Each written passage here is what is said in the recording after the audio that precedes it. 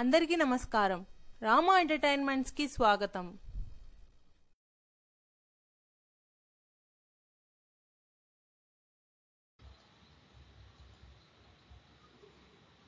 ఈ వీడియో వైనాడ్ వరద to Vizag via Vijayawada వరద టైటిల్ చూస్తే వింతగా కనిపిస్తుంది. There is similarities Wayanad Vizag Vijayawada. This is the route it travels. ఇది వైనాడ్, ఇక్కడ విజయవాడ, దాని తర్వాత వైజాగ్.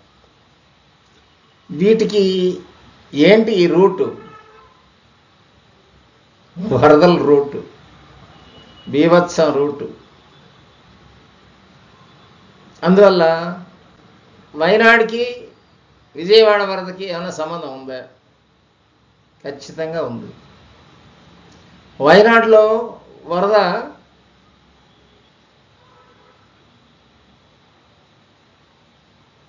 ఎక్కడొచ్చింది? కొండకి ల్యాండ్ స్లైడ్స్ వచ్చాయి, ముందు వార్నింగ్ వచ్చింది, డిప్రెషన్ వచ్చింది, హెవీ ఇంటెన్సిటీ ఆఫ్ రైన్ఫాల్ పడ్డది. అలాగే ఇక్కడ కూడా విజయవాడ కూడా హెవీ ఇంటెన్సిటీ ఆఫ్ రైన్ఫాల్ పడ్డది, వార్నింగ్ వచ్చింది, ల్యాండ్ స్లైడ్స్ వచ్చాయి, డిప్రెషన్ వచ్చింది. దానికి దీనికి ఏంది తేడా? ఇక్కడేమో వైనాడులో రాత్రి తెల్లవారుజామున వచ్చింది వరద. అందువల్ల డెత్ టోల్ చాలా ఎక్కువ ఉంది, 300+ ఉంది. ఇక్కడ ఉదయం 7 గంటల పైనుంచి వచ్చింది. 7 గంటలకు లేదు అసలు వరద విజయవాడలో. 7:30 నుంచి 8, 9 అయ్యే లోపల దరిదాపు 5 to 7 feet డెప్త్ వచ్చేసింది వాటర్. ఆ సింగనగర్ ఏరియా అంతా కూడా 5 feet పైన within A span of ½ an hour to 1 hour మొత్తం రైజ్ అయిపోయింది. ఇది డే టైం. అందువల్ల జనాలు పరిగెత్తగలిగారు, సేఫ్ గార్డ్ చేసుకోగలిగారు, వాళ్ళ లైఫ్ని కాపాడుకోగలిగారు. ఇది ఒక పెద్ద అదృష్టం. ఇది కనకదుర్గమ్మ బ్లెస్సింగ్సే అనుకోవాలి మనం. మరి దీనికి వైజాగ్కి సంబంధం ఏంటి? ఈ రూట్ ఏంటి అసలు? రూట్ మ్యాప్ ఏంటి? ఇవన్నీ నైరుతి ఋతుపవనాల రూట్. ఇది ఇక్కడికి ఏమైనా సిమిలారిటీస్ ఉన్నాయా? ఉన్నాయి, ఖచ్చితంగా ఉన్నాయి. ఏమేమి ఉన్నాయి? ఇక్కడ కొండ ఉంది, అక్కడ కొండ ఉంది. ఇక్కడ ల్యాండ్ స్లైడ్ వస్తున్నాయి, అక్కడ ల్యాండ్ స్లైడ్ వస్తున్నాయి. ఇక్కడ రెయిన్ఫాల్ పడుతుంది, అక్కడ రెయిన్ఫాల్ పడుతుంది. ఇప్పుడు ఇంకా ఏమైనా స్పెషాలిటీస్ ఉన్నాయా? ఇక్కడ ఇంకా ఉన్నాయి. దీనికి ఈ పక్క ఇక్కడ టార్నడో వచ్చింది, దీనికి పై భాగంలో శ్రీకాకుళం దగ్గర భూకంపం వచ్చింది, ఇటుకి వైజాగ్ బీచ్లో వెనకపోయింది, బీచ్ వెనకపోయింది. చూసారు, గమనించారు ఏమేమి జరుగుతున్నాయి పక్కన? చైనా దగ్గర పోయేటప్పుడు చైనాలో ఇప్పుడు టైఫూన్ వచ్చింది, ఇక్కడేమో టార్నడో వచ్చింది, ఇక్కడేమో టైఫూన్ వచ్చింది. ఈ మధ్యలోనేమో సముద్రం వెనకపోతూ ఉంది, ఈ ల్యాండ్ స్లైడ్స్ వస్తున్నాయి, వర్షాలు పడుతున్నాయి, డిప్రెషన్స్ వస్తున్నాయి. అందువల్ల next target is Vizag to Vizianagaram range. మరి మొన్నే ఎందుకు టార్గెట్ అక్కడ కాలేదు, ఇక్కడ ఎందుకు అయింది? ఇది కూడా సందేహం వస్తుంటుంది జనాలకి, క్వైట్ న్యాచురల్. ఇక్కడ ఎందుకు వచ్చిందంటే ఇక్కడ టార్నడో వచ్చింది, ఈ సైడ్ టార్నడో వచ్చింది, అది ఇటు నుంచి ఇట్లా వెళ్ళాలి. This is from China route నుంచి ఇటు వస్తుంది అది టార్నడో. ఇప్పుడు ఇక్కడి నుంచి చైనా నుంచి ఇట్లా వియత్నాంకి మళ్ళీ టైఫూన్ వచ్చింది ఇప్పుడు 7వ తేదీ. దీనికి కూడా లింక్ ఉంది. ఇటు నుంచి కొన్ని పవనాలు ఇటు వస్తున్నాయి, ఇటు నుంచి పవనాలు ఇటు వస్తున్నాయి. ఇటు నుంచి ఇట్లా పోయినప్పుడు ఏమవుతుంది? ఇక్కడ జరగాల్సిన డ్యామేజ్ ఇక్కడ జరిగింది. అంటే ఫారెస్ట్లో జరగడం మనకు పెద్ద లక్ అయిపోయింది. చెట్లు మాత్రమే పోయినాయి కానీ మనుషులు నష్టం జరగలేదు, ఫ్యాక్టరీలు నష్టం జరగలేదు, బిల్డింగ్లు నష్టం జరగలేదు. ఇక్కడ heavy intensity of wind, tornado అంటే చిన్న విండ్ కాదు. అంటే 50,000 ట్రీస్ అప్రూటెడ్, 50,000+ 500 acres ల్యాండ్లో అప్రూట్ అయిపోయినాయి అనమాట. మొత్తం చెట్లన్నీ కూడా ఈ మధ్యలో ఇక్కడ. This is Mulugu area, Mulugu district in Telangana state. అసలు ఇంతకుముందు ఎప్పుడైనా మనకు ఇండియాలో వచ్చినాయా టార్నడోస్? వచ్చాయా? రాలా. ఇప్పుడు ఎందుకు వస్తున్నాయి? అది ఇట్స్ హార్ట్ ఆఫ్ ద ఫారెస్ట్లో ఎందుకు వచ్చింది? అది కూడా హెవీ ఇంటెన్సిటీ ఆఫ్ రైన్ఫాల్ పడ్డ తర్వాత వచ్చింది. అందువల్ల చెట్లు కూడా బాగా నాని ఉన్నాయి, రూట్స్ మొత్తం పిగిలిచ్చేసేసి. అక్కడ కనుక మనుషులు నిలబడి ఉంటే గాల్లో తేలి ఉండేవాళ్ళు పైకి. అంత చెట్లని లేపి అవతల పడేసిందంటే ఏం చిన్నది కాదు టార్నడో. టార్నడో 50,000 చెట్లు నీకు ఒక్కసారి 2 అవర్స్ స్పాన్ సాయంత్రం 4 నుంచి 6 లోపు పడ్డాయంటే మన ఇంటెలిజెన్స్ వ్యవస్థ ఏం చేస్తుంది? నాసా వాళ్ళు ఏం చేస్తున్నారు? ఎందుకు వార్నింగ్ రాలేదు అక్కడి నుంచి? ఈ నాసా నుంచి వాళ్ళు తెలుసుకుంటున్నారు. నాసా నుంచి మనం చేయలేని పనులు నాసా చేస్తుంది. త్రో శాటిలైట్స్ పైనుంచి కిందకు చూస్తుంటుంది. మనం కింద నుంచి పైకి చూస్తే శాటిలైట్స్ పైనుంచి కిందకు చూస్తాయి. అవి మనకు దానికి తేడా. అవన్నీ రికార్డ్ అయి ఉంటాయి. వాటిల్లో ఎన్ని గంటలకు వచ్చింది, ఎంత ఇంటెన్సిటీ వచ్చింది, ఇవన్నీ కూడా విండ్ సెన్సార్స్ ఉంటాయి వాళ్ళ దగ్గర, హీట్ సెన్సార్స్ ఉంటాయి. మొత్తం కూడా దాన్ని బయటికి తీయాలి, దీన్ని శోధన చేయాలి. ఇండియాలో ఇంతవరకు రాని దాన్ని ఇప్పుడు వచ్చిందంటే ఏంటి దానికి అర్థం? టైఫూన్ కల్చర్, టార్నడో కల్చర్ ఇండియాలో కూడా వస్తోంది. ఏంటి, ఎందువల్ల వస్తుంది? ఈ సముద్రం ఎందుకు వెనక్కి వెళ్తుంది? పైన ఎందుకు భూకంపం వస్తుంది? ఇవన్నిటిని కూడా ఈ బెల్ట్ స్టడీ చేయాల్సిన పరిస్థితి ఉంది. ఇకపోతే ఇక్కడి నుంచి విజయవాడకి 600 కిలోమీటర్లు ఉంటుంది. విజయవాడ నుంచి వైజాగ్కి 350 కిలోమీటర్లు ఉంటుంది. 600 కిలోమీటర్లు ఇక్కడ ట్రావెల్ చేయడానికి ఎంత టైం పట్టింది? అప్రాక్సిమేట్గా కనుక లెక్కేసుకున్నట్టయితే 30 డేస్ వేసుకోండి. 30 డేస్ అంటే రోజుకి 20 కిలోమీటర్లు లెక్కన 30-20 600 కిలోమీటర్లు ట్రావెల్ చేస్తుంది. ఇక్కడ ఇది ఎన్ని కిలోమీటర్లు ఉంది? 300 కిలోమీటర్లు ఉంది. అంటే దాంట్లో సగం 350 దాకా ఉంది. 300 అంటే సగం 15 రోజులు. అంటే 1 నుంచి 15 ఇంకొక 50 ఉంది కాబట్టి ఇంకొక 2-3 రోజులు అటు ఇటు. అంటే అరౌండ్ 18th అంటే పౌర్ణమి వచ్చే టయానికి ఆల్మోస్ట్ రీచ్ అవుతున్నారు. దిస్ ఈజ్ ఇంకా అనదర్ డేంజరస్ వన్. ఇక్కడ సముద్రం వెనక్కి పోవడం, టార్నడో రావడం, భూకంపం రావడం, ఇవన్నీ కూడా దీనికి ఇంకా ప్లస్. వరదకి భయంకరంగా వచ్చేదానికి ఛాన్సెస్ ఉన్నాయి. ఇక్కడ టార్నడో రావచ్చు, లేదు సముద్రం ముందుకు పొంగి రావచ్చు, లేదు సముద్రం కింద భూకంపం వచ్చి ప్లేట్ కదిలి యువతలకి ఉప్పెన్లాగా సునామీ లాగా రావచ్చు. ఏదైనా జరిగే ఛాన్సెస్ ఉన్నాయి. Vizag people are to be alerted. Power supply ఉండదు, వర్షం ముంచేస్తుంది, నీళ్ళు వచ్చేస్తాయి. అందువల్ల ఫస్ట్ ఫ్లోర్లు పోయేదానికి సిద్ధంగా ఉండాలి. లూజ్ టెంపరీ స్ట్రక్చర్స్లో ఉండద్దు. హోర్డింగ్స్ ఏమైనా ఉంటే ఇమీడియట్గా తీసేయాలి. అక్కడ హోర్డింగ్స్ వల్ల డ్యామేజ్ జరిగేదానికి ఛాన్సెస్ ఉన్నాయి. అందువల్ల లూజ్ హోర్డింగ్స్, టెంపరీ హోర్డింగ్స్, అట్లాంటివన్నీ టెంపరీ షెడ్స్, ఇట్లాంటివన్నీ కూడా వాటిల్లో నివసించవద్దు జనాలు.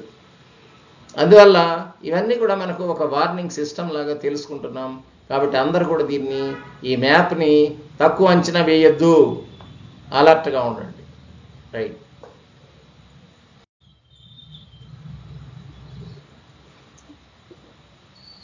మనము ఏం తెలుసుకుంటే,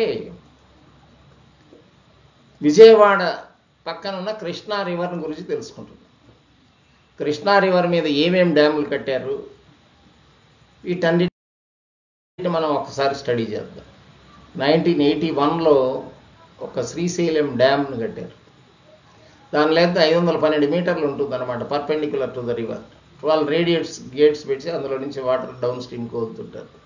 దాని రిజర్వాయర్ కెపాసిటీ ఏరియా కానీ చూసినట్టయితే 616 స్క్వేర్ కిలోమీటర్స్ ఏరియాలో ఈ వాటర్ అంతా విస్తీర్ణంలో ఉంటుంది. ఇది నల్లమలై హిల్స్, అటు ఇటు కొండల మధ్యలో ఈ డ్యామ్ను కట్టారు. దీన్ని ఏం డ్యామ్ అంటారంటే గ్రావిటీ డ్యామ్ అంటారు. మొత్తం కూడా గ్రావిటీతోనే కట్టింది, గ్రావిటీ డ్యామ్తో కట్టారు. ఇది 13 కిలోమీటర్స్ ఫ్రమ్ శ్రీశైలం టెంపుల్ దగ్గర నుంచి 13 కిలోమీటర్స్ డిస్టెన్స్లో ఉంటుంది. దీంట్లో 178.74 టీఎంసీ వాటర్ని స్టోర్ చేయొచ్చు.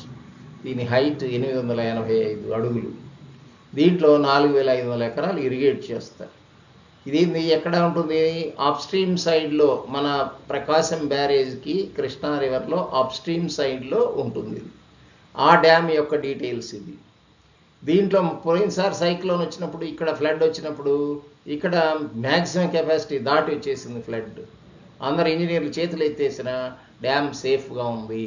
ఎందుకు ఉంది అన్నట్టయితే దాన్ని ఏం చేస్తారంటే ఫ్యాక్టర్ ఆఫ్ సేఫ్టీ అంటారు. అంటే దాంట్లో వచ్చే వాటర్ కంటే ఇంకా కూడా ఇంకా అంతకు డబల్ వచ్చిన వాటర్ హిట్ చేసిన డ్యామ్ సేఫ్గా ఉండేటట్టుగా డిజైన్ చేస్తారు. అందువల్ల అప్పుడు డ్యామ్ సేఫ్గా ఉందన్నమాట.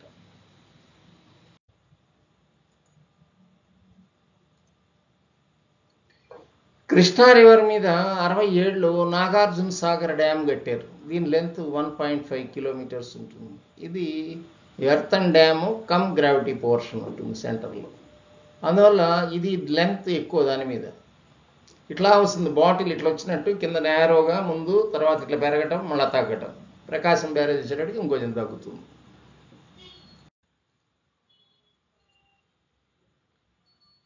ఇప్పుడు ఏం చేస్తున్నామంటే కృష్ణా రివర్ మీద 1957లో ఈ ప్రకాశం బ్యారేజ్ అని కట్టారు. ఇప్పుడు ఇది హైలైటింగ్ ఏరియా అనమాట. High flood area, high flood zone, dangerous zone. ఇది కానీ చూసినట్టయితే దీని లెంత్ 1.232 కిలోమీటర్స్ ఉంటుంది. ఇందాక 1.5 కిలోమీటర్స్, అంతకుముందు ఇంకా తక్కువ. అట్లా దీని రిజర్వాయర్ ఏరియా తక్కువ, ఇది 30 స్క్వేర్ కిలోమీటర్స్ ఏరియా. 70 గేట్స్ పెట్టి డౌన్ స్ట్రీమ్కి వాటర్ వదులుతుంటారు. 70 గేట్స్ ఉంటాయి. ఇది ప్రకాశం బ్యారేజ్ యొక్క స్పెషాలిటీ. ఇది మధ్యలో పియర్స్ పెట్టి, ఇవన్నీ కూడా స్ట్రక్చర్స్ ఏమేంటి, ఇప్పుడు అది గ్రావిటీ డ్యాము, ఎర్తన్ డ్యాము, ఇదేమో ఇది బ్యారేజ్, వియర్ అని ఇట్లా రివర్కి అక్రాస్గా పర్పెండిక్యులర్గా నీకు కట్టే స్ట్రక్చర్స్ని ఏమంటారు, వీటిని రకరకాలుగా డ్యామ్స్ అని, బ్యారేజెస్ అని, వియర్స్ అని ఇట్లా అంటారు. దేనికి కడతారు ఇవి? Up stream side water store చేయడానికి. స్టోర్ ఎందుకు చేయాలి? మనం పంటలు పండించుకునేదానికి. పంటలు పండించుకునేటప్పుడు వర్షాలు వస్తున్నాయి కదా, మరి ఎందుకు స్టోర్ చేస్తున్నాం అంటే దానికి సమాధానం ఏంటి, మనకు కావలసినప్పుడు పంట గ్రో అయ్యేటప్పుడు వర్షం పడదు కాబట్టి మనం ఇక్కడ స్టోక్ చేసి పెట్టుకొని, మరి ఈ మాదిరిగా ఆ వాటర్ని సైడ్ డైవర్షన్ కెనాల్స్ నుంచి రెగ్యులేటర్స్ పెట్టుకొని వాటర్ని మనకి ఎప్పుడు కావాలో అప్పుడు మనం సప్లై చేసుకుంటున్నాం ఫీల్డ్స్కి. అందువల్ల మనకి ఇరిగేషన్ ఎక్కువగా ల్యాండ్ పండేదానికి, పంటలు సస్యశ్యామలంగా పండేదానికి ఈ వాటర్, ఈ డ్యామ్స్ సేవ్ అవుతుంది. మరి డ్యామ్స్ ఇంత స్ట్రక్చర్స్ కట్టచ్చా అసలు?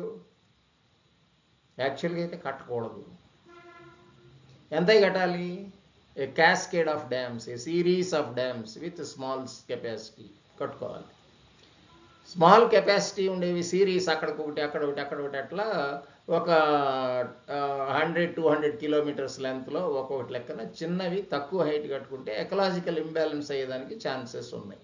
అందువల్ల ఎట్టి పరిస్థితుల్లో కూడా మనం హ్యూజ్ క్వాంటిటీ ఆఫ్ వాటర్ ఒక దగ్గర స్టోర్ చేయకూడదు. చేస్తే సమస్యలు ఏంటి? దాని కెపాసిటీ కంటే ఎక్కువ ఇంటెన్సిటీ ఆఫ్ రైన్ఫాల్ వచ్చినప్పుడు మనం ప్రిడిక్ట్ చేసింది, మనం ఆల్రెడీ వచ్చిన దాన్ని కన్సిడరేషన్లోకి తీసి మనం కట్టిన డ్యామ్ని ఇప్పుడు రాకపోవచ్చు, పెరగచ్చు. తక్కువగా వచ్చినట్టయితే రైన్ఫాల్ ఆ డ్యామ్ కట్టడం దండగా అవుతుంది, ఎక్కువ వచ్చినట్టయితే ముంచేసిన దానికి సరిపోతుంది. అట్లా మనం కరెక్ట్గా ప్రిడిక్ట్ చేసి కరెక్ట్గా కనుక కట్టగలిగినట్టయితే ఆ డ్యామ్ మ్యాక్సిమం ఫుల్ యూజ్ ఉంటుంది. అది ఇక్కడే ఇంజనీర్ యొక్క చాకచక్యం అంతా కనబడాల్సింది. ఈ వాటర్ని ఎంతవరకు స్టోర్ చేయగలం, ఎంతవరకు సద్వినియోగం చేసుకోగలం, వేస్ట్ పోకుండా జాగ్రత్తగా చేసుకునేది అనేది ఇక్కడ ఇంజనీర్ చాకచక్యం ఉండాలి. వాళ్ళని బట్టే కొన్ని డ్యామ్స్ కానీ చూసినట్టయితే ఒక్క చుక్క నీళ్లు నిలబడవు, డ్యాములు కట్టేసి ఉంటారు, కోట్లు ఖర్చు అయి ఉంటాయి. అట్లాంటి డ్యాములు కూడా ఉన్నాయి. అది ఈ డ్యాముల్లో ఇక్కడ మనకు ఒక గేజింగ్ సిస్టమ్ ఉంటుంది. ఇప్పుడు శ్రీశైలంలో ఎంత వాటర్ స్టోర్ చేశారు, అక్కడ కాంటూర్ మ్యాప్స్ గీసి ఉంటారు. అప్ స్ట్రీమ్ సైడ్ ఉండే వాటి ఎంత కూడా ఆ ఏరియా ఎంత ఉంది, డెప్త్ ఎంత, ఒక అడుగు పెరిగిందంటే ఎంత, ఎన్ని క్యూసెక్స్ ఆఫ్ వాటర్ అక్కడ స్టోర్ చేశారనేది డైరెక్ట్గా టేబుల్స్ ఉంటాయి. అక్కడ టేబుల్స్లో క్యాలిక్యులేట్ చేసి పెట్టి ఉంటారు రెడీమేడ్గా. అంతేగాని అప్పటికప్పుడు క్యాలిక్యులేట్ చేసేది, అప్పటికప్పుడు ఏరియాలు కనుక్కునేది కుదరదు. It is impossible. అందువల్ల ఈ కాంటూర్ మ్యాప్స్ గీసి పెట్టి ఉంటారు. ఆ కాంటూర్ ఏరియాస్ వేసి ఉంటారు. ఎంత డెప్త్లో కాంటూర్ ఏరియా, దాని ఏరియా ఎంత, డెప్త్తో మల్టిప్లై చేస్తే దాని వాల్యూమ్ వస్తుంది. అట్లా కింద నుంచి ఇన్ని అడుగులు డెప్త్ వచ్చిందంటే ఇంత వాటర్ స్టోర్ అయింది ఇక్కడ అనేది తెలుస్తుంది. డౌన్ స్ట్రీమింగ్ పంపించేది కూడా ఎంత పంపిస్తున్నాం, ఎన్ని అడుగులు తగ్గిస్తున్నాం, ఎంత ఉంది, ఇప్పుడు దాన్ని మైనస్ చేసినట్టయితే ఇన్ని క్యూసెక్స్ ఆఫ్ వాటర్ మీకు డౌన్ స్ట్రీమింగ్ పంపిస్తున్నాం. అక్కడి నుంచి ఎంత దూరంలో ఉంది మీది నెక్స్ట్ డ్యాము, వాళ్ళకి అలర్ట్ చేయాలి. ఇచ్చినట్టయితే వాళ్ళు వార్నింగ్ సిస్టమ్స్, దారిలో ఎవరన్నా నదిలో గుడ్డలు ఉతికేవాళ్ళు కానీ ఇట్లాంటి వాళ్ళు అందరూ ఉంటారు, పశువులు మేపుకునేవాళ్ళు, నీళ్లు దాపుకునేవాళ్ళు కానీ, కడుక్కొని వద్దామనేవాళ్ళు కానీ, ఇట్లా రకరకాల మంది నదిలో ఉండేవాళ్ళు ఉంటారు, ఇసుక తీసుకుపోయేవాళ్ళు కానీ రకరకాల వాళ్ళు ఉంటారు. అందరు కూడా కొట్టుకుపోయేదానికి ఛాన్స్ ఉంటుంది ఆల్ ఆఫ్ ఎసర్ నువ్వు గేట్స్ ఎత్తేసినట్టయితే. అందువల్ల you have to give a warning system about this barrage water, how much water you are releasing, మీరు ఎంత క్వాంటిటీ వదులుతున్నారు, ఏ ఏరియాలు మునిగిపోవచ్చు, ఆ కాంటూర్ లెవెల్లో ఉండేవి, ఇవన్నీ కూడా మనం ముందే ప్రిడిక్ట్ చేసి ఉంటాం. కాబట్టి ఇక్కడ గేజింగ్ సిస్టమ్ ఉంటుంది. మరి విజయవాడలో ఎందుకు ఫెయిల్ అయింది, విజయవాడలో వరద ఎందుకు వచ్చింది, మరి ఈ వరద వచ్చింది, ఇంటిమేషన్ తెలుస్తుంది, మనం ఇక్కడ బ్యారేజ్ని ఖాళీ చేసుకున్నాం, మళ్ళీ వచ్చిన వరదని అకామిడేట్ చేసాం, పోగలిగింది. అంతలా పెద్ద వరద, లక్షల క్యూసెక్స్లో వచ్చిన వరద పెద్ద డ్యామేజ్ చేయలేదు, కానీ చిన్న వరద డ్యామేజ్ చేసింది. ఏందది? బుడమేరు వాగు, ఏరు చిన్నది. చిన్నదని వదిలేయకూడదు. మనం అందుకే అంటారు, చిన్న పావునైనా పెద్ద కర్రతో కొట్టండి అని ఒక సామెత. చిన్నయ్య కదా అంత తేంటిగల తుట్టి మీద ఒక రాయి వేసామనుకోండి, మీరు ఎంతమంది ఉన్నా 100 మంది ఉన్నా కూడా 100 మందిని తరిమి అవతల పడేస్తాయి. ఆ ఏరియాలో పరిగెత్తిస్తే నిన్ను. అందువల్ల చాలా డేంజరస్ సిచ్యువేషన్ ఉంటుంది. చిన్నది అనుకోకూడదు, ఎప్పుడు చిన్నదే పెద్దది అవుతుంది. అందువల్ల ఇవన్నిటిని కూడా మనం కన్సిడరేషన్లోకి తీసుకోవాలి.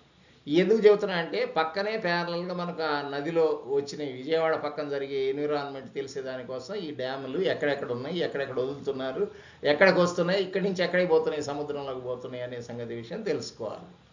ఇక్కడ మనం నేర్చుకోవాల్సింది ఏంటంటే బుడమేరు గురించి ఇక తెలుసుకుందాం. ఈ బుడమేరు చూసినట్టయితే ఎక్కడ ఉంది? ఇది ఆంధ్రప్రదేశ్లో ఎన్టీఆర్ డిస్ట్రిక్ట్ దగ్గర, కృష్ణా డిస్ట్రిక్టు, ఏలూరు డిస్ట్రిక్ట్, ఈ 3 జిల్లాల్లో ఉంది ఈ బుడమేరు అనేది. ఇది ఎక్కడ మొదలైంది? ఎక్కడ? మైలవరం దగ్గర మొదలైంది. మోర్సమిల్లి అనే దగ్గర మొదలై ఎక్కడికి వచ్చింది? కొల్లేరు సరస్సులో పోయి కలుస్తుంది. అక్కడ ఎలివేషన్ కానీ చూసుకున్నట్టయితే 140 మీటర్స్ హైట్ ఉంటుంది అక్కడ. ఇక్కడ ఎలివేషన్ కొల్లేరు దగ్గర చూసినట్టయితే 40 మీటర్ల ఎలివేషన్ ఉంటుంది. అంటే 100 మీటర్ల డెప్త్. ఎంత డిస్టెన్స్ ఉంది దీని మధ్యలో? 162 కిలోమీటర్లు ఉంది. అందరు ఇది 100 కిలోమీటర్లు అంటున్నారు, కాదు, 101 మైల్స్ అనమాట. 101 మైల్స్ 162 కిలోమీటర్ల లెంత్ అనమాట. ఇది చిన్నదే, రివర్ ఏర్ చిన్నదే, కానీ compare to Krishna is very big and this is a very small. మరి ఎందుకు ఇది మునిగింది? మునగడానికి గల కారణాలు ఏంటి? వరద ఎందుకు వచ్చింది? ఇవన్నీ కూడా మనం విశ్లేషణ చేసుకోవాలి. దీంట్లోనే మనం చాకచక్యంగా ఉండాలి. ఇంకా ఈసారి ఎలా ఉండాలి, దానికి ఎలా మనం ఈ వరదను తప్పించుకోగలము, ఇవన్నీ కూడా మనం ప్రికాషనరీ మెజర్స్ ఏమేమి తీసుకోవాలి, ఇవన్నీ కూడా మనం ఇప్పుడు చర్చించుకోవాలి. ఇకపోతే ఈ బుడమేరు ఫ్లడ్కి ఫ్యాక్టర్స్ మన కన్సిడరేషన్లోకి ఏమేమి ఫ్యాక్టర్స్ వచ్చినాయి, ఈ వరద వచ్చేదానికి గల కారణాలు ఏంటి, ఇవి కూడా తెలుసుకోవాలి. ముందు నుంచి వర్షం పడుతున్న వల్ల కింద ఉండే సాయిల్ మొత్తం శాచ్యురేట్ అయిపోయింది. మొత్తం నిండా పీల్చాల్సిన వరకు నేల మొత్తం పీల్చేసింది. ఇంకా పడ్డట్టు రావాల్సిందే. దాన్నే రన్ ఆఫ్ అంటారు. సర్ఫేస్ మీద పొర్లి రావాల్సిందే. ప్లస్ ఇది స్లోప్లో ఉంది. ఎంత? దరిదాపు 140 మీటర్ల ఎత్తులో ఉంది. ఇదేమో 40 మీటర్ల ఎత్తులో ఉంది కొల్లేరు. అంటే 100 మీటర్ల ఎత్తు డౌన్ఫాల్ ఉంది, స్లోప్లో ఉంది. తర్వాత ఏమైంది? విజయవాడ దగ్గర ఎందుకు వచ్చింది వరద అని అన్నట్టయితే ఇక్కడ కొన్ని విషయాలు తెలుసుకోవాల్సింది ఉంది. విజయవాడ దగ్గర కరువు తిరిగింది. కరువు తిరిగితే అక్కడ సెంట్రిఫ్యూగల్ ఫోర్స్ అని ఇంకొకటి యాక్ట్ అవుతుంది. దానికి ఎక్స్ట్రా. మామూలుగా ఫ్లో అయితే ఏముండదు. సెంట్రిఫ్యూగల్ కరువు తిరిగిందంటే తిరిగే దగ్గర మొత్తం కోసేస్తుంటుంది. అక్కడ మీకు డ్యామేజ్ జరిగింది. అక్కడ ఈ అది సెంట్రిఫ్యూగల్ ఫోర్స్ అయితే ఎట్లా కూడా కొట్టుకొని వెళ్ళేది లైట్గా రెయిన్ఫాల్ అయితే. కానీ హెవీ ఇంటెన్సిటీ ఆఫ్ రెయిన్ఫాల్ పడ్డది అక్కడ. అంటే క్లౌడ్ బరస్ట్ ఒక్కసారిగా 27 సెంటీమీటర్స్ ఇన్ 6 అవర్స్. అది పడ్డం డేంజర్ అయింది. అదిగాక ఇంటెన్సిటీ ఆఫ్ రెయిన్ఫాల్ తక్కువ క్యాచ్మెంట్ ఏరియాలో పడ్డది. అంతా సర్ఫేస్ రన్ ఆఫ్గా కన్వర్ట్ అయింది. పడ్డట్టు రావడమే. ఇంక నీళ్ళు ఎక్కడ నేల మీద ఇంకేది లేదు, ఎటు పోయేది లేదు, మొత్తం రావడమే. అందువల్ల వర్షం బట్టి రావడం, వరద వచ్చి అవతల పక్కన పడ్డాయన్ని క్యాచ్మెంట్ ఏరియాలో ఉండే ఏరియాలో తక్కువ క్యాచ్మెంట్లు ఎక్కువ రెయిన్ఫాల్ పడడం వల్ల ఎక్కువ డెప్త్ వచ్చింది. ఇక్కడ ఉండాల్సిన డెప్త్ మీద double the depth of water వచ్చేసింది. మనకు వచ్చేటప్పటికి ఏమైంది? ఓవర్ఫ్లో అయింది. నార్మల్గా వరద అంటే ఏంది? కాలువలో పోయే నీళ్ళు కాలువలో పోతే అదేం వరద అనరు. కాలువలో నీళ్ళు కాలువ పైనుంచి పోతే దాన్ని వరద అంటారు. ఇప్పుడు రివర్లో పోయే నీళ్ళు రివర్లో పోతుంటే మనకేం వరద అనిపించదు. అది ఎప్పుడు ఊర్లోకి పొంగి వచ్చింది అనుకోండి, సైడ్ బండ్స్ తగ్గిపోయి కట్ అయిపోయి ఊర్లోకి వచ్చింది అనుకోండి, దాన్ని వరద అంటాం. న్యాచురల్ కలామిటీ, న్యాచురల్ డిజాస్టర్ ఇది. ఇకపోయినట్టయితే వీటికి డెప్త్ పెరగటం ఒకటి. ఎన్క్రోచ్మెంట్స్, ఈ ఎన్క్రోచ్మెంట్స్ అబ్స్ట్రక్షన్స్ అన్నమాట. ఇవి నీళ్లు పోకుండా ఉండేదానికి అడ్డంగా బిల్డింగులు కట్టడం, అడ్డంగా చెట్లు ఉండటం, గుర్రపు డెక్క ఉండటం, ఇట్లాంటివన్నీ కూడా 1,00,000 రీజన్స్ ఉంటాయి దీనికి ఎన్క్రోచ్మెంట్స్. అంటే ఆ బుడమనేరు ఏరియాలో పోవాల్సిన ఏరు పోకుండా అడ్డం పడేది, ఏరు కుదించుకుపోవడం, ఏరుకి అడ్డంగా బిల్డింగ్లు కట్టడం, ఏరుకి అడ్డంగా స్ట్రక్చర్స్ ఏమైనా కట్టడం, ఈ గుర్రపు డెక్క ఉండటం, ఇంకా ఏదైనా ఫ్లోటింగ్ ఐటమ్స్ ఉండటం, ఇట్లాంటివన్నీ కూడా దీనికి వస్తాయి, ఎన్క్రోచ్మెంట్స్ కింద వస్తాయి. తన దారిలో పోయేదానికి అడ్డంగా ఉన్నాయన్నీ ఎన్క్రోచ్మెంట్స్ కింద అంటారు. అమావాస్య రావడం చూడండి, ఇంకా ఇది కూడా నేచర్లో కూడా ఇంకా కన్నెర చేసింది. అంటే కృష్ణానదిలో పోవాల్సిన నీళ్లు సముద్రంలోకి పోవడం వల్ల వెనక దంతున్నాయి అవి ఒక తట్టు. ఈ బుడమనేరులో నీళ్లు వచ్చినాయి అన్నీ కూడా కృష్ణానదిలో కలుస్తాయి అనుకుంటే అటు పోకుండా వెనక దంతున్నాయి. అందువల్ల లోపలికి పోకుండా వెనక దంతునేటప్పటికీ అటు ఒక్కసారిగా డెప్త్ పెరగడం, అవి కింద ఏమైంది, double the depth of water వచ్చేసింది, triple the depth, triple the discharge వచ్చింది. దాని కెపాసిటీ కంటే త్రిబుల్ ద డిశ్చార్జ్ వచ్చింది, కానీ దాని కెపాసిటీ ఇంకా తగ్గింది. అరౌండ్ 14,000 క్యూసెక్స్ ఉంటే అందులో ఈ అడ్డాలు అబ్స్ట్రక్షన్స్ అన్నిటి వల్ల అది ఒక 7,000 to 8,000 క్యూసెక్సే పోతా ఉంది అక్కడ.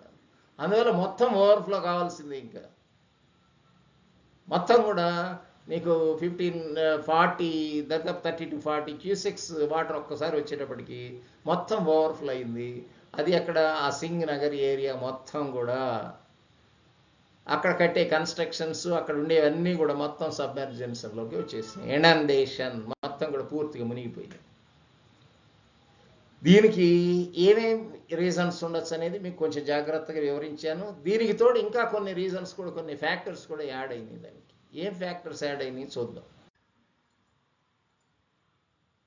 ఇక్కడ చూడండి, ఇదంతా బుడమేరు వల్ల వచ్చిన వరద వల్ల మునిగిన పరివాహక ప్రాంతం అంతా కూడా, ఈ పక్కన ఉండేదంతా కూడా మొత్తం 6 అడుగుల నుంచి 7 అడుగులు డెప్త్ వచ్చింది. ఇది 1వ తేదీ ఉదయం 7 నుంచి 8 లోపు వచ్చింది అనమాట. Just a fraction of 1 hour 5 feet to 7 feet, in some areas 10 feet depth also it came, లో లయింగ్ ఏరియాస్. ఇదంతా ఒక్కసారి వచ్చినప్పటికీ జనాలు భయభ్రాంతులు అయిపోయారు. ఏదైనా ఇంటిమేషన్ కానీ ఉన్నట్టయితే ఇక్కడ జనాలు సేఫ్ గార్డ్ అయిపోయేవాళ్ళు. ఏదైనా కొంచెం వాల్యుబుల్ ఐటమ్స్ కానీ, సర్టిఫికెట్స్ కానీ, క్యాష్, గోల్డ్ ఇట్లాంటి ఏమైనా ఉంటే ఎత్తుకొని పోయేవాళ్ళు, సేఫ్ ప్లేసెస్కి వెళ్ళేవాళ్ళు. కానీ ఇక్కడ ఇంటిమేషన్ ఏమైనా వచ్చిందా? రాలా. ఎవరు తప్పు? ఎవరిని తప్పటానికి లేదు. ఎందుకంటే ఇదేమన్నా న్యాచురల్ కలామిటీ, ఎవరికైనా చెప్పి వచ్చేది ఇదేమన్నా? ఇక్కడ ఏమన్నా గేజింగ్ సిస్టమ్ ఉందా కొలిచేదానికి? ఏం లేదు. తక్కువ క్యాచ్మెంట్ ఏరియాలో ఉండే నది ఏరుకి ఎక్కువ ఇంటెన్సిటీ ఆఫ్ రైన్ఫాల్ పడ్డది, దాని మీద 3 అంతలా ఎక్కువ పడ్డది. అందువల్ల వరద వచ్చింది నీకు. అంతేగాని అది ఊహించడానికి ఎవరి వల్ల కాదు. కలెక్టర్స్ కూడా చెప్పారు అక్కడ, ఇది ఊహించిన ఫ్లడ్ కాదు. ప్రకాశం బ్యారేజ్ దగ్గర వచ్చే వాటర్ని ఊహించింది, ప్రిడిక్ట్ చేసింది. ఐఎండి వాళ్ళు చెప్పారు ఎంత heavy intensity of rainfall, yellow alert, red alert ఇటు చెప్పారు. కానీ ఎక్కడ వస్తుందని ఏమైనా చెప్పారా? ఈ బుడమేరు రివర్ మీదనే పడుతుందని ఏమైనా చెప్పారు? ఏరు మీద పడుతుందని లేదు. వాళ్ళు ఏం చేస్తారు, కృష్ణా డిస్ట్రిక్ట్, ఆ పక్కన ఉండే డిస్ట్రిక్ట్ 2-3 డిస్ట్రిక్ట్లో ఎక్కడైనా పడవచ్చు అంటారు. అందువల్ల ఆ ప్రిడిక్షన్ మనవాళ్ళు తడవకు చెబుతుంటారు. ఇది కామన్ అనేది కొద్దిగా నెగ్లిజెన్స్ కూడా చేసి ఉండొచ్చు, అందులో ఏం సందేహం ఏం లేదు. ఎక్కడనేది కాన్సన్ట్రేషన్ కరెక్ట్గా తెలియదు కాబట్టి చేసి ఉంటారు. అంతే. తెలిస్తే ఎందుకు చేస్తారు? ఎవరైనా ఎవరు తప్పు చేయరు. అందువల్ల ఇక్కడ ప్రిడిక్షన్ చేయడానికి అవకాశం లేదు. ఒకటి, ఏం గేజింగ్ సిస్టమ్ లేదు, ఎంత వాటర్ స్టోర్ అయింది, ఎంత వాటర్ వస్తుంది, ఇది ఎవరు ఇంటిమేషన్ సిస్టమ్ కూడా లేదు. అక్కడైతే డ్యామ్స్ దగ్గర ఇంటిమేషన్ సిస్టమ్ ఉంటుంది, కింద కంట్రోలర్ వాళ్ళకి ఇన్ఫామ్ చేస్తుంటారు, కన్సర్న్ ఇంజనీర్స్ అందరికి ఇన్ఫామ్ చేస్తుంటారు. ఆ డ్యామ్ ఇన్ఛార్జెస్ వీళ్ళంతా మొత్తం వాళ్ళ దగ్గర లిస్ట్ ఉంటుంది, వాళ్ళు వార్నింగ్ సిస్టమ్ ఉంటుంది. ఏదో ఊర్లో దండోరాలు కొట్టడం కానీ, మైక్ ద్వారా చెప్పడం కానీ, వాళ్ళకి పబ్లిక్ అడ్రస్ సిస్టమ్స్ ఏముంటే దగ్గర communication system, throw voice, throw channels, ఇట్లా మీడియా అన్ని ద్వారా ఒకేసారి కమ్యూనికేట్ చేస్తే డెత్ టోల్ తగ్గుతుంది. అక్కడంతా చేయబట్టే డెత్ టోల్ చాలా వరకు తగ్గింది మన దగ్గర. And compare to Kerala, is Vijayawada, death toll is not even 10%, even 5%.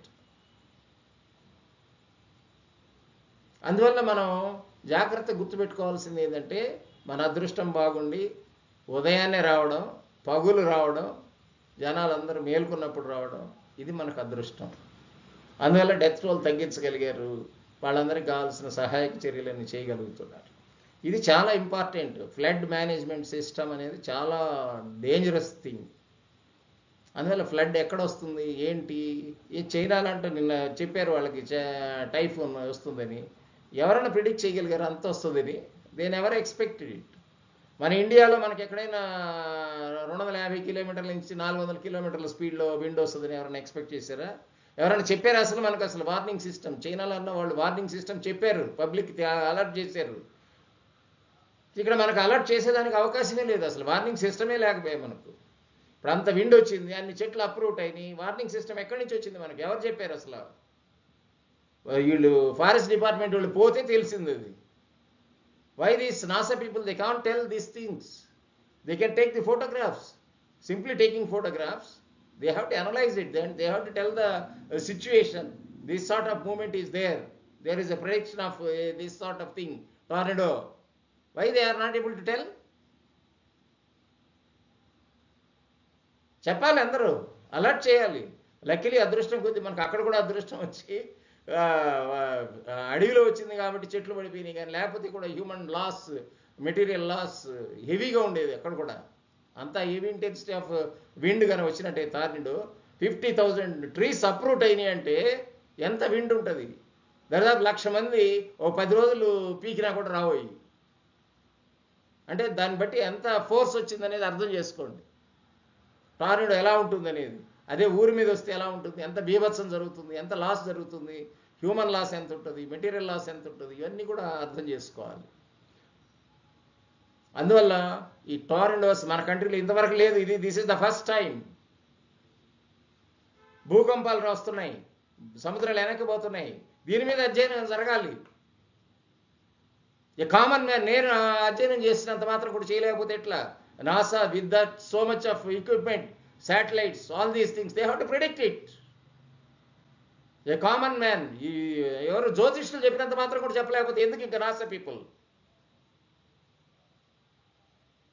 జ్యోతిష్యులు చెప్పారు heavy intensity of rainfall వస్తుంది, వరద వస్తుంది, జాగ్రత్తగా ఉండండి, అలర్ట్గా ఉండండి.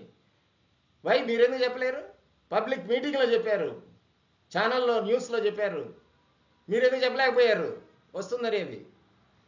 ఈ ఏరియాలో వస్తుందని ఎందుకు చెప్పలేకపోయారు? విజయవాడ మునుగుతుందని చెప్పారు అందరూ, మీరు చెప్పలేకపోయారు. అందువల్ల NASA people, they have to take these things into consideration and warn the people well in advance so that they can safeguard their belongings. ఇప్పుడు ఇక్కడ చూడండి, నీళ్ళు వచ్చినాయి, గట్టి నేల పోయారు, పైకి పోయారు, ఇల్లు మొత్తం కొట్టుకుపోయింది, పైన ఉన్నోడు పోయాడు, కింద ఉన్నోడు పోయాడు, అందరు వెళ్ళిపోయారు. ఎవరు లాస్? ఎవరు జవాబుదారు దీనికి? బికాస్ ఆఫ్ దిస్ టైఫూన్ అడ్డం వచ్చిన దానివల్ల విజయవాడ దగ్గర టర్న్ తిరిగి heavy intensity of rain fall పడుతుంది, లేకుంటే అవతలకి వైజాగ్ వెళ్ళాల్సింది. ఇది ఇక్కడ జరిగిన టార్నడో విండ్, ఆ విండ్ ప్రెషర్ అడ్డం వచ్చింది దీనికి. అందువల్ల ఈ పవనాలు మొత్తం వెనక్కి తిరిగినాయి కాబట్టి ఇక్కడ పడ్డది. ఈసారి వైజాగ్ తగులుతుంది. అందువల్ల దీన్ని ప్రిడిక్ట్ చేయడంలో జాగ్రత్తగా మనకుండే లేటెస్ట్ ఎక్విప్మెంట్తో, లేటెస్ట్ ఫెసిలిటీస్తో, శాటిలైట్స్తో ఈ మొత్తం కూడా ప్రిడిక్ట్ చేయాలని గవర్నమెంట్ ఆఫ్ ఇండియా కూడా రికమెండ్ చేయాలి. అందరూ పబ్లిక్ కూడా. Government of Andhra Pradesh has to Andhra Pradesh and Telangana people, they have to represent the things to the central government to have an enquiry on this tornado. Why these beaches are going back, ఇవన్నీ వేయాలి. ఇప్పుడు ఎంత వెనక్కి పోతుందో, ఒక క్రికెటర్ ఉన్నాడు అనుకోండి, ఎంత దూరం వెనక్కి పోతాడో అంతే ఫాస్ట్గా వచ్చి బాల్ వేస్తాడు. Simple logic. అదే మాదిరి అంత మాత్రం ఈ సముద్రం కూడా ఎంత చిన్నగా వెనక్కి పోతుందో అంతే ఫాస్ట్తో ముందుకు వస్తుంది. సముద్రం ముందుకు వస్తుందనే సంగతి జాగ్రత్తగా గుర్తుపెట్టుకోవాలి. సముద్రం ముందుకు వస్తుంది, కింద దానికి సునామీ, కింద భూకంపం ఏడైంది అనుకో, సునామీ లాగా వచ్చిందంటే ఇంకా హైట్ టోల్ ఉంటుంది. అందువల్ల ఆ ఏరియాలో ఉండే వాళ్ళంతా కూడా దీస్ హై విండ్కి సిద్ధంగా ఉండాలి, సునామీకి సిద్ధంగా ఉండాలి, ఫ్లడ్కి సిద్ధంగా ఉండాలి, హెవీ ఇంటెన్సిటీ ఆఫ్ రైన్ఫాల్ కూడా సిద్ధంగా ఉండాలని, ప్రజలందరూ కూడా వాళ్ళ వాళ్ళ సురక్షిత ప్రాంతాల్లోనే ఉండాలని, వాళ్ళ వాళ్ళ బిలాంగింగ్స్ అన్ని జాగ్రత్త చేసుకోవాలని, మనీ కూడా డ్రా చేసి పెట్టుకోవాలని వాళ్ళ దగ్గరే. ఇప్పుడు చైనాలో చూస్తున్నాం, అంతా కరెన్సీ పేపర్లెస్ వర్క్ అంటాడు, పేపర్లెస్ కరెన్సీ. ఏం చేశారు ఇప్పుడు? టైఫూన్ వచ్చింది, కరెంట్ లేదు, నీళ్లు లేవు, ఫ్లడ్ వచ్చేసింది, మునిగిపోయింది. బ్రెడ్ కొనుక్కోవాలంటే చివరికి సెల్ లేని పని కావడం వాళ్ళకి. జనరేటర్స్ చుట్టూ పరిగెత్తారు జనం. Thousands of people are moving. They are unable to charge it. See the situation. They are unable to buy a single bread. Government is not able to supply. We have given the warning and they are washing their hands. You see the situation. Keep your money with you, some of the amount. Don't think that interest is going to lose, because it is necessary for you. At least for 2 months, how much amount you need, you keep it reserved. And food items, if possible, keep it safe. Water, you can drinking water, you can save 2 or 3 cans, you can reserve it. Extra, normal to that, extra you can keep. All the tanks you can reserve, fill it with water, overhead tanks. And your wells and all the things will be contaminated. Because of this flood, all these wells will be contaminated. So you cannot use the same water for nearly 1 or 2 weeks. Otherwise you will get waterborne diseases. Those things are very dangerous. That is why you take only protected water, you reserve it, you keep it as extra. How many people are there in the house, and you can safeguard this at least for 1 to 2 weeks water, you can preserve it. Government is also takes a necessary action on this area, and be ready, be making the alerting all the people to be on safe side.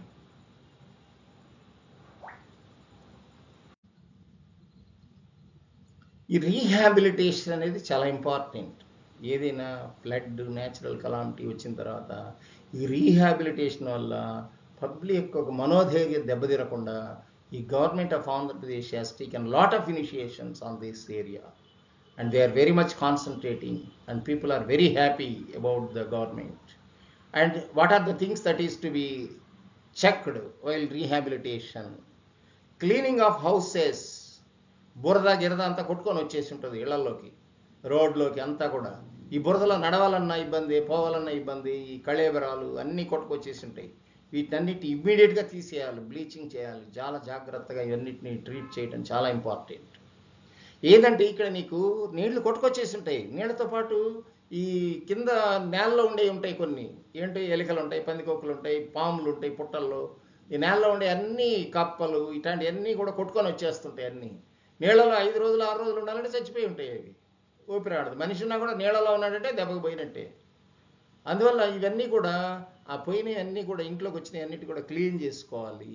బురదతో పాటు వీటన్నింటి కూడా ఎక్కడన్నా నిలబడి ఉన్నా, ఏదైనా తగులుకొని ఉన్నా వాటన్నిటి తీసేసుకొని శుద్ధంగా మీకు ఎన్విరాన్మెంట్ క్లీన్ చేసుకోవాలి. తర్వాత రీస్టోరింగ్ ది పవర్ సప్లై. ఇక్కడ పవర్ సప్లై లేదు, దీన్ని జాగ్రత్త గుర్తుపెట్టుకోవాలి. మిగతా చోట్ల వచ్చే వరదలు వచ్చే వాళ్ళు కూడా పవర్ సప్లై ఉండకపోతే క్యాష్లెస్ ట్రాన్సాక్షన్స్ అని అన్ని సెల్తో అలవాటు చేసుకుంటాను. కరెంట్ ఉండదు, సెల్ ఉండదు. నువ్వు బ్రెడ్ కొనుక్కోవాలన్నా, బన్ను కొనుక్కోవాలి, ఏం కొనుక్కోవాలన్నా నీకు సెల్ లేకపోతే పని అరగదు. అందువల్ల న్యాచురల్ కలామిటీస్ ఉన్నప్పుడు కొంత అమౌంట్ కూడా సేఫ్ గార్డ్ చేసి పెట్టుకోవాలి. అందువల్ల పవర్ బ్యాంక్స్ కూడా పెట్టుకోవాలి మీ ఇళ్లలో కూడా. ఇప్పుడు చైనాలో వాళ్ళు చూడు ఎంత అవస్థలు పడుతున్నారంటే అంత అవస్థలు పడుతున్నారు. జనరేటర్ ఉంటే ఆ జనరేటర్ దగ్గరికి పోయి 100 మంది ఒక్కసారి మీద పడ్డారు వాడి మీద ఛార్జింగ్కి. అది పరిస్థితి. గవర్నమెంట్ చేసిన అన్ని మేలు ఉండొచ్చు, ఒక్కోసారి అవి కూడా డేంజరస్ అవుతాయి సిచ్యువేషన్స్. ప్రతిదీ మేలు ఉంటుంది అంటానికి, ప్రతిదీ ఒక్కోసారి పాజిటివ్గా ఉంటుంది, ఒక్కోసారి నెగిటివ్గా ఉంటుంది, రెండూ ఉంటాయి. కాయన్కి 2 తట్లు ఉన్నట్టు, బొమ్మ బొరుసు ఉన్నట్టు ఇక్కడ కూడా పాజిటివ్ ఉంటుంది. ఒక తుఫాన్ వచ్చినా లేదా ఒక న్యాచురల్ కలామిటీ వచ్చినా కొంతమంది బాగుపడే వాళ్ళు ఉంటారు. ఇప్పుడు వాడు జనరేటర్ వాడికి చూడు ఉచ్చబోసుకొని తీరికలేదు వాడికి టైం, అది అట్లా ఉంటుంది వాళ్ళకి. అందువల్ల కొంత జాగ్రత్తలు తీసుకోవాలి. తర్వాత కంటామినేటెడ్ వెల్స్లోకి ఈ నీళ్లు పోయి ఉంటాయి అన్నమాట. ఫ్లడ్ వాటర్ పోయిందంటే వెల్ అంతా కూడా కంటామినేట్ అయిపోయింది. Ground water source will also be contaminated, and the surrounding areas also it will flow. Well is not a concrete structure to store the water. Well is a porous material inside, and it will move the water. Groundwater table is moving from that point to another point also. So the entire water table gets contaminated during that period. Our area మొత్తం కూడా contaminate అవుతుంది. కనుక ఇక్కడ bleaching చేస్తూ ఉండాలి. ఒక 2 వారాలు bleaching చేయంగా తర్వాత వాడుకోవాల్సి ఉంటుంది. తర్వాత drainage blocks are to be removed. ఈ డ్రైనేజ్కి బ్లాకింగ్ అయిపోయి ఉంటాయి, చోకింగ్ అయిపోయి ఉంటాయి. అక్కడక్కడ ఏమవుతుంది, ఈ ఫ్లోటింగ్ అన్నీ కొట్టుకొచ్చి తూములు కడ్డం పడిపోయి ఉంటాయి. పేపర్లు, కవర్లు ఇట్లాంటివన్నీ కొట్టుకొచ్చేసి తూములు కడ్డం పడతాయి. ఈ blocks has to be removed. వాటర్ని డ్రైన్ ఈజీగా పోయేటట్టుగా చేయాలి. ఇళ్లలో ఉండే వాటర్ అవి కూడా డ్రైనేజ్లో ఈజీగా పోయేటట్టుగా చేసుకోవాలి. ఈ blockage has to be removed. తర్వాత రిపేర్స్ ఆఫ్ బండ్ వర్క్స్ ఎక్కడైనా కట్ అయిపోయినాయి, ఇవన్నీ కూడా రెడీ చేయాలి. ఇప్పుడు మన వాళ్ళు అంతా చేస్తున్నారు. ఇక్కడ cleaning of houses fire department వాళ్ళతో చేయిస్తున్నారు. పవర్ సప్లై వాళ్ళని అదర్ డిస్ట్రిక్ట్స్ నుంచి పిలిపించి చేయిస్తున్నారు. Wells bleaching all municipal corporations నుంచి పిలిపిస్తున్నారు. డ్రైనేజ్ ఆఫ్ బ్లాక్స్ రిమూవ్ చేస్తున్నారు. రిపేర్ ఆఫ్ బండ్స్ వర్క్స్ ఇది కూడా చేస్తున్నారు. బుడమనే దగ్గర 3 చోట్ల గండ్లు పెడితే గండ్లు బూట్ చేస్తున్నారు. బూట్ చేయడం ఒక ఎత్తు, రైజ్ చేయడం ఇంకొక ఎత్తు. ఈ రీహాబిలిటేషన్లో ఇంకా కొన్ని పాయింట్లు చూద్దాం. Clearing of obstructions. ఆ బుడమేరు ఉంది కదా, ఏర్ లోపల దారిలో ఉండే అబ్స్ట్రక్షన్స్ ఏమేమి ఉన్నాయో, ఎన్క్రోచ్మెంట్స్ కానీ, ఏదైనా కాలం తగ్గిపోవడం కానీ, కుదించుకుపోవడం కానీ, మట్టి లోపలికి వచ్చి ఉండటం కానీ, మట్టిని పూడుకు తీయడం కానీ, ఇవన్నీ కూడా చేయాలి. All obstructions has to be removed. ఇంకేమైనా గుర్రపు డెక్కబట్టి ఉండటం కానీ, దాని మధ్యలో మట్టి ఇవన్నీ నిలబడటం కానీ, ఈ అబ్స్ట్రక్షన్స్ ఏదైనా ఎన్క్రోచ్మెంట్స్ ఉంటే కొన్ని ఇంపార్టెంట్వి తీసేయడం కానీ, మరి మధ్యలో గట్ల వచ్చినవి, వరదకి ఇబ్బంది జరిగేవి అన్నీ కూడా తీసేయాలి. అది తర్వాత ఇవి కూడా చాలా వరకు చేస్తున్నారు. క్లియరింగ్ ఆఫ్ అబ్స్ట్రక్షన్స్ కొంతవరకు చేస్తున్నారు, కానీ ఇంకా పూర్తి స్థాయిలో జరగటంలో ఇది లాంగ్ టర్మ్ ప్లాన్లో వాళ్ళు తీసుకునేటట్టున్నారు. Finding alternate way to reduce the flood. ఇక్కడ మనకు ఇంకొక కాలం ఉంది. ఆ కాలం నుంచి బాగా సఫిషియెంట్గా పోయేటట్టుగా ఇంకేదైనా కాలం సైడ్ నుంచి పోగలవా, ఇవి కూడా ఆల్టర్నేట్గా మనం రెడ్యూస్ ది ఫ్లడ్ ఒకసారి మనం చూసిన తర్వాత మళ్ళీ we have to be very careful. మళ్ళీ ఈసారి అంత వచ్చే అవకాశం ఉంటుంది. అందువల్ల మనం ఈసారి అట్లాంటివి వచ్చినా కూడా, ఇంకా అంతకంటే ఎక్కువ వచ్చినా కూడా తట్టుకునేటట్టుగా మనం రెడీ చేసుకొని ఉండాలి. Alternative way to reduce the flood. Maximum ఎప్పుడు కూడా బండ్ హైట్ కంటే పెరగకుండా ఉండేటట్టు చూసుకుంటుండాలి. తర్వాత ప్రొటెక్టింగ్ వాటర్ని కూడా మనం సప్లై చేస్తుండాలి. వాటర్ ట్యాంకర్స్ ద్వారా కానీ, వాటర్ బాటిల్స్ కానీ, ఇట్లా వాటర్ ట్యాంకర్స్ నుంచి సప్లై చేయడం మంచిది. అది ప్రొటెక్టెడ్ వాటర్ ఎక్కడ ఉందో అక్కడి నుంచి తెప్పించి దాన్ని మాత్రమే సప్లై చేయాలి. లేకపోతే వాటర్ బోర్న్ డిసీజెస్ ఎక్కువ వస్తాయి. అవి వస్తే ఇంకా కూడా ఈ మెడికల్ డిపార్ట్మెంట్స్ క్యాంప్స్ పెడుతుండాలి. ఇవన్నీ కూడా క్యాంప్స్ ఇప్పుడు ఆల్రెడీ కొంతమంది సఫర్ అవుతుంటారు, వాళ్ళకు కూడా క్యాంప్స్ పెట్టాలి. ఎందుకంటే ఇక్కడ మనం మస్కిటోస్ అన్నీ ఉంటాయి. ఈ మస్కిటోస్ ఫ్రీగా తిరుగుతుంటాయి, కరెంట్ లేదు, ఫ్యాన్ లేదు, ఏం చేస్తావు, దోమలు పీకుతూ ఉంటాయి. పీకినప్పుడు కొన్ని డిసీజెస్ వస్తుంటాయి. అందువల్ల ఈ డిసీజెస్ని కూడా మనం కొంచెం అరెస్ట్ చేసేదానికి మెడికల్ డిపార్ట్మెంట్ వాళ్ళు కూడా అలర్ట్ అయి ఉన్నారు. కొన్ని క్యాంప్స్ పెట్టున్నారు, మాత్రలు ఇస్తున్నారు, ఇవి కూడా చేస్తున్నారు. తర్వాత ప్రొవైడింగ్ ఫుడ్ ఐటమ్స్. అప్పుడు వర్షంలో మనం చూసాం, వరదల్లో చూసాం, ఎట్టా లారీల మీద పడవల మీద తీసుకుపోయిస్తుంటే ఇంకా అందలేదని కొంతమంది అంటుంటారు. అయినా కూడా the government of Andhra Pradesh and the chief minister has taken lot of initiation for reaching the food to all the needy people. This is very very important. ఉన్న నీళ్ళన్నీ అన్నీ కూడా ఐటమ్స్ ఉంటాయి వాళ్ళ దగ్గర, అన్నీ కొట్టుకుపోయినాయి, తడిసిపోయినాయి, వంట వండే పరిస్థితి లేదు. అది అందువల్ల వాళ్ళకి ఫుడ్ ఐటమ్స్ అందిస్తున్నారు, మిల్క్ అందిస్తున్నారు. చిన్నపిల్లలు ఉంటారు, పెద్దోళ్ళు ఉంటారు, ఇట్లాంటి వాళ్ళకి ఎవరెవరికి ఏమేమి కావాలో అవన్నీ కూడా సప్లై చేస్తున్నారు. క్యాండిల్స్ అందిస్తున్నారు. ఇవన్నీ కూడా రీహాబిలిటేషన్లో పార్ట్ అన్నమాట. తర్వాత damaged items such as vehicles, TV etcetera. ఇంట్లో ఐటమ్స్ అన్నీ కూడా డ్యామేజ్ అయిపోయి ఉంటాయి. వెహికల్ పోదామంటే పోయేదానికి లేకుండా పోద్ది. వాళ్ళకి ఏదో government of Andhra Pradesh has taken lot of initiation for clearing of the insurance quickly and immediately. That is why the people of that area, the submergents or inundated people, they have to approach the authorities and they can get the insurance claim. And TVs, all these things, if you are insuring, okay. Otherwise, you have to bear these things and wait for the help given by the government of Andhra Pradesh. Thank you, one and all.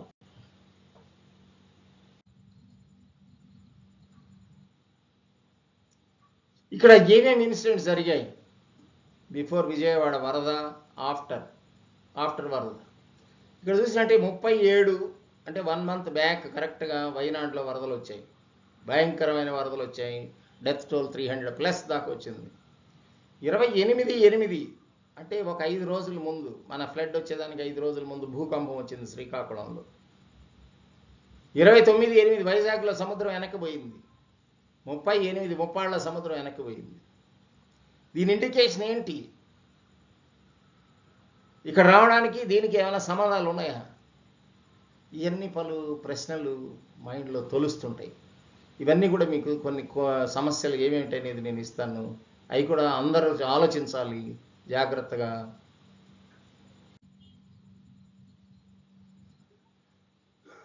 ఇక్కడ incidents happened. ములుగులో tornado వచ్చింది, 50,000 చెట్లు పీకిలించింది 500 ఎకరాలు.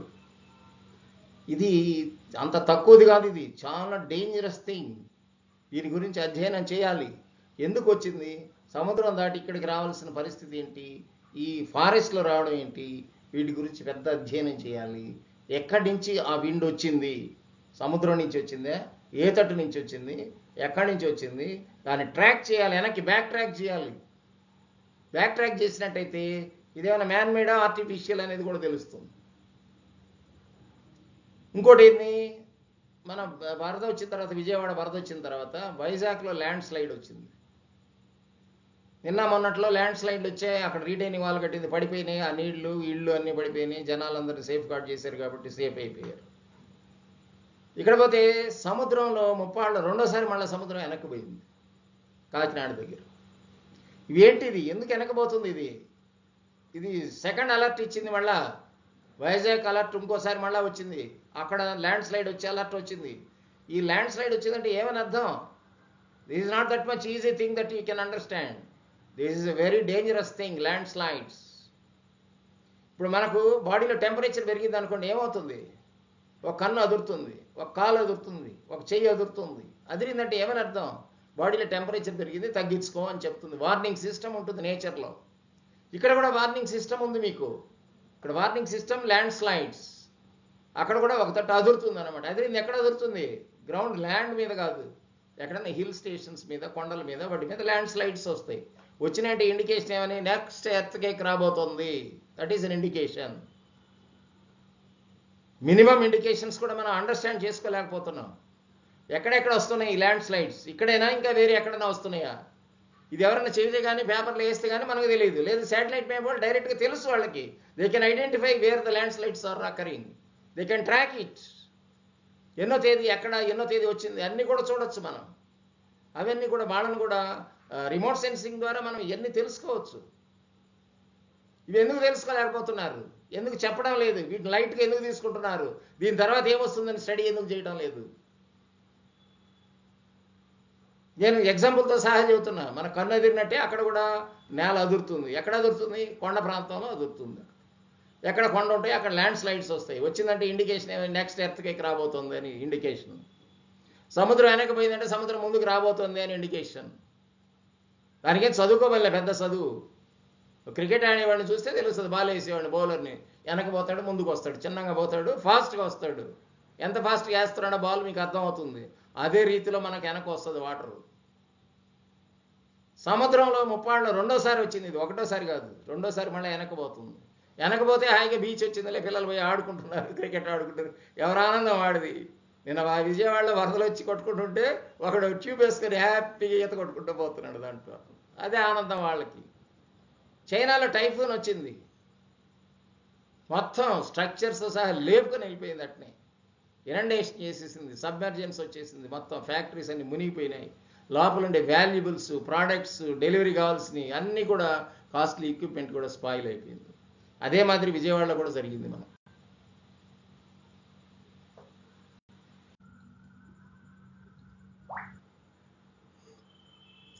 ఈ వరదల గురించి నా మదిలో తెలుస్తున్న కొన్ని ప్రశ్నలు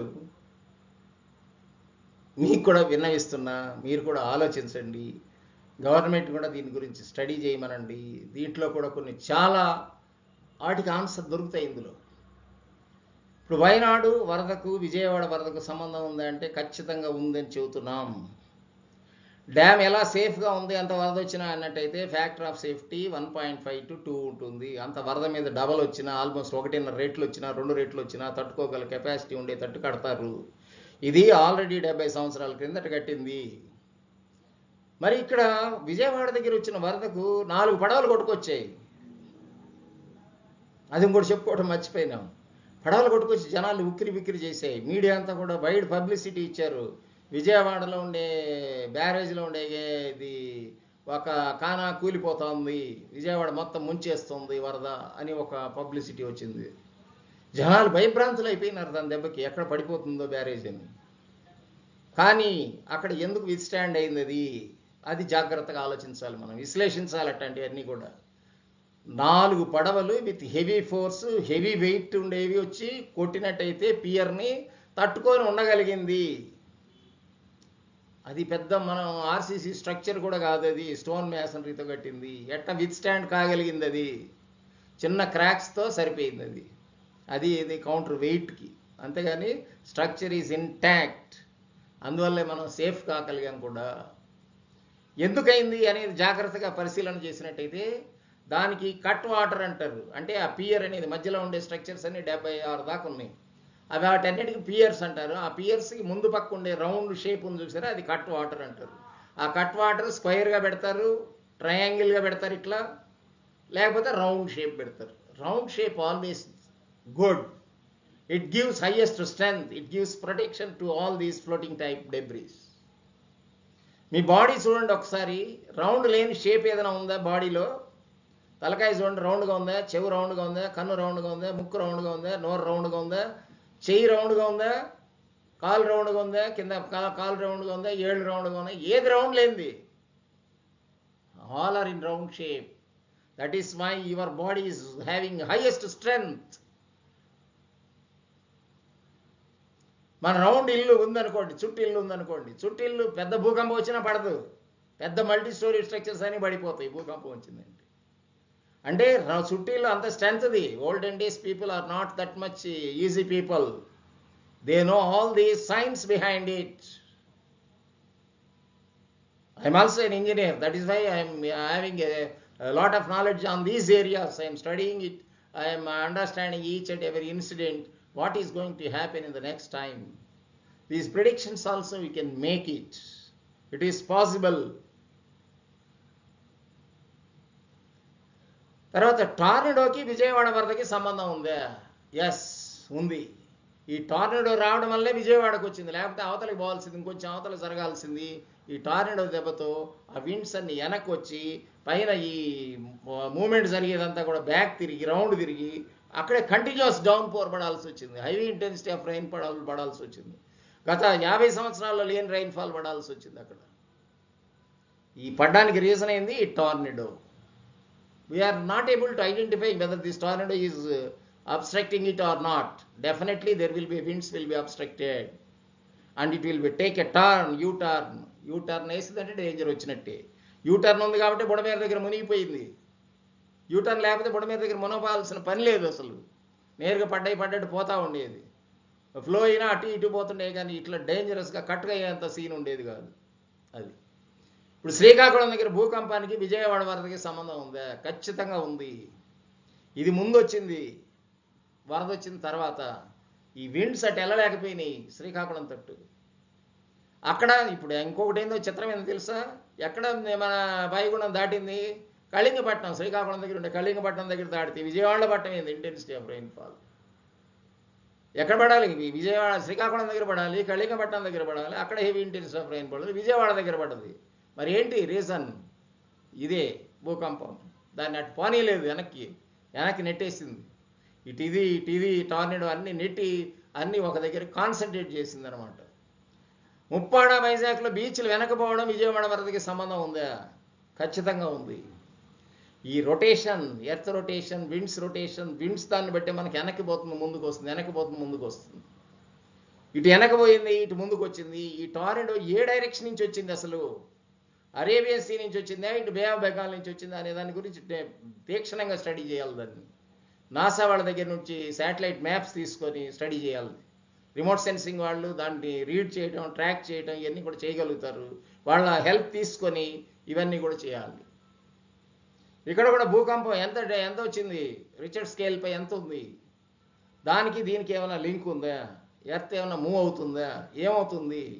నెక్స్ట్ ఏమైనా పెద్ద ప్రళయం రాబోతుందా ఇక్కడ అనేది దీని మీద కూడా స్టడీ చేయాలి. దానికి కూడా రిచర్డ్ స్కేల్, ఈ మెజర్మెంట్స్, కొలిచేది, భూకంప తీవ్రత కొలిచే, దీనికి అన్ని పెద్ద ఆఫీసులు ఉన్నాయి, స్టడీ రీసెర్చ్ సెంటర్స్ ఉన్నాయి.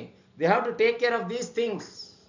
When the natural calamity occurs, they have to take care of all these things. వచ్చే ముందే వార్నింగ్ సిస్టమ్ ఇవ్వాలి, పబ్లిక్ని ప్రొటెక్ట్ చేయాలి. మనం తెలిసిన నాలెడ్జ్ నీ దగ్గర ఉంటే dumping the knowledge, tons of knowledge నీ మైండ్లో ఉంటే ఏం ఉపయోగం లేదు, unless it is use it properly.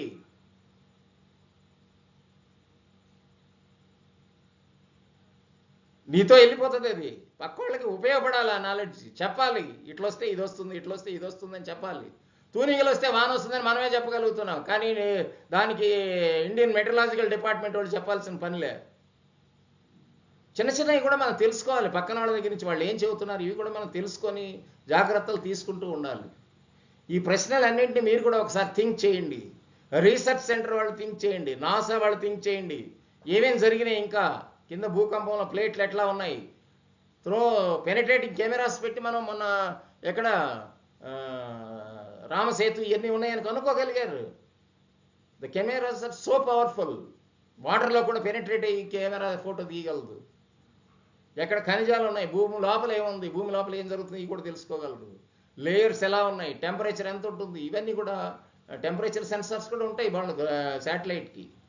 ఇవన్నీ కూడా ఎక్కడైనా ఫైర్ యాక్సిడెంట్ అయింది, ఇమీడియట్గా వాళ్ళు సెన్సార్స్లో ఐడెంటిఫై చేయగలుగుతారు ఫైర్ యాక్సిడెంట్ జరిగింది పలానా చోటని. అవి కూడా ఇంటిమేషన్ ఇవ్వాలి. దానికి ఈ కమ్యూనికేషన్ సిస్టమ్ ఛానల్స్కి వీటికి లింక్ ఉండాలి, ఇమీడియట్గా ఛానల్లో రావాలి అది. ఇవన్నీ వచ్చినట్టయితేనే మనకు ఈ అలార్మింగ్ సిస్టమ్ ఉండాలి. ఇంకా కొన్ని చూద్దాం. ఇక్కడ చైనాలో టైఫూన్ వచ్చింది, ఇండియాలో మూలుగు అడవిలో టార్నడో వచ్చింది. దీనికి ఏమైనా సంబంధం ఉందా? ఇప్పుడు మన ఇండియాలో వచ్చిన టార్నడో ఏ సైడ్ నుంచి వచ్చింది, ఎవరు ప్రిడిక్ట్ చేయడం అనేది, ఎవరు చూడడం లేదు, అసలు వచ్చిందనే సంగతి కూడా తెలియదు చాలామందికి. ఫారెస్ట్ వాళ్ళు లోపలికి పోయి చెట్లన్నీ ఓడిపోయినాయి ఏందని అంటే అప్పుడు తెలుసుకున్నారు టార్నడో వచ్చింది ఇక్కడ. ఎవరు తీశారు ఏంటి ఏం తెలియదు. అందువల్ల మనకు అంతలో టార్నడో వచ్చి 500 ఎకరాల్లో ఉండేవి 50,000 చెట్ల పైన పడిపోతే మనం తెలుసుకోలేని వ్యవస్థలో ఉంటే ఎట్లా? ఖచ్చితంగా తెలుసుకోవాలి. రిమోట్ సెన్సింగ్ మ్యాప్ తీయండి, బిఫోర్ ఎట్లుంది, తర్వాత ఎట్లుంది, ఎంత టైం పట్టింది అక్కడికి వచ్చేటప్పటికి, దాని ముందు ఎక్కడి నుంచి ఎటు తిరుగుతోంది, విండ్స్ ఎలా పోతున్నాయి, ఇవన్నీ కూడా స్టడీ చేయాలి. దీన్ని ఖచ్చితంగా చాలా సీరియస్గా తీసుకోవాలి. ఇది ఇండియాలో ఫస్ట్ టైం వచ్చింది ఇది టార్నడో. ఇంతకుముందు ఎప్పుడు రాలేదు, ఇలాంటి సంస్కృతి మనకు లేదు. అది కూడా సముద్రం దగ్గర రాలేదు. అది ఎక్కడొచ్చింది? అడవిలో వచ్చింది. ఎట్లా వచ్చింది అడవిలోకి?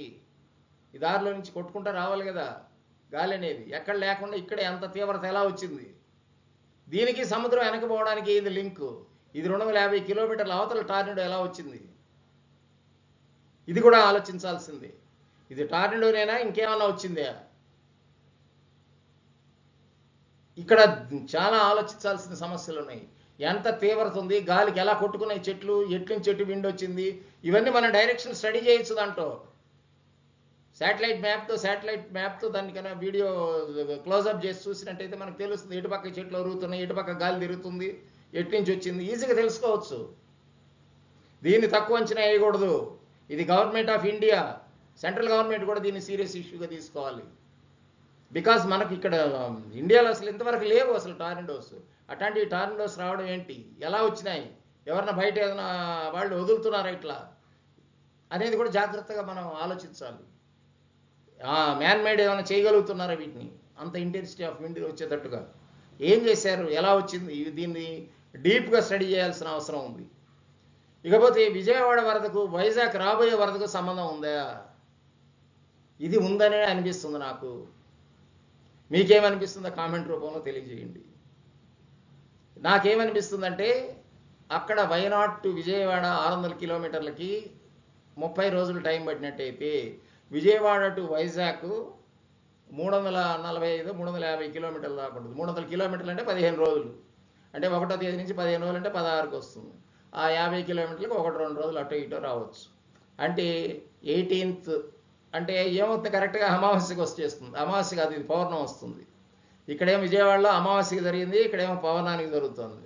ఈ రెండు డేంజరసే. ఈ రెండు మనం జాగ్రత్తగా పరిశీలన చేయాలి. వస్తుందని ప్రిడిక్ట్ చేయగలుగుతున్నాం మనం. ఇది నాసా వాళ్ళు చెప్పింది కాదు, వీళ్ళు చెప్పింది కాదు. జ్యోతిష్కులు కూడా కొంతమంది ప్రిడిక్ట్ చేస్తున్నారు. ఎక్కడ నేను ప్రిడిక్ట్ చేయడం, నేను వైజాగ్ అనేది క్లారిటీగా నేను ప్రిడిక్ట్ చేస్తున్నా. ఇది నాది సొంతమే కానీ ఇది కల్పితాలు కాదు. అది అందువల్ల ఇక్కడ విజయవాడకు నుంచి అటుకి షిఫ్ట్ అవుతుంది.